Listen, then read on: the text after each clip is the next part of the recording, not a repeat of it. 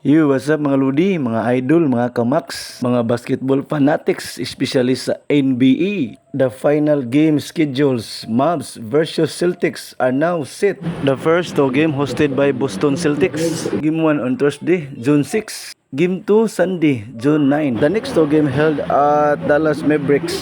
Game 3, Wednesday, June 12. Game 4, June 14, Friday. If happen na may masweep dito, so sa June 14, may champion na tayo sa NBA. Wow! Pero napakalabo na may sweep na mangyayari dahil parehong palaban ang bawat team. Sa Celtics, may super duo Jaylen Brown and Tatum. Siyempre, Jaylen Brown, MVP yarn.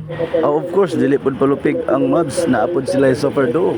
Kyrie Irving o ang ilang MVP nga si Luka Bibi, Luka wow. Sorry di ay nga medyo blur ang picture ha. Layo kay kuan ako nang gi-zoom.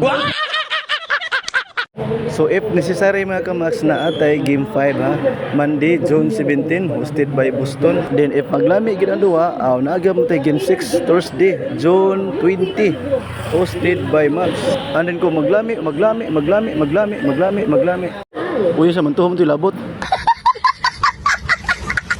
Kung maglami gyud ang ilang duwa, may ara game 7 Sunday June 23. Diha sa inyo sa Pinas, Monday, June 24.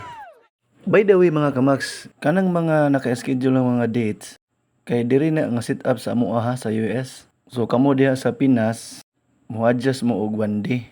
So ang inyong gimuan diha is Friday, dili Thursday. Game 2 ninyo Monday. So ana lang, I hope nga nagkasinabot rata diri dapita ha. Let us recap the charts of playoff mga kamak. As you can see, medyo bunog yun ang Mavs compare sa Boston. Paano mo nasabi? Okay, sa ilang first round sa Clippers, kaduha gid sila napildi, una pa nila nabuntog ang Clippers. Din sa round 2 against OKC, they lose 2 times pod.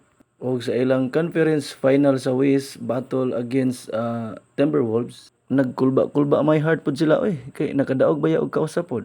But different story diri sa final road sa Boston. Kay gipatilaw ra nila kausa ang Miami Heat. Sa round 2, kausa ra po nakatilag daog ang Cleveland. Ug sa ilang Eastern Conference Final, giyano rag-sweep ang Pacers.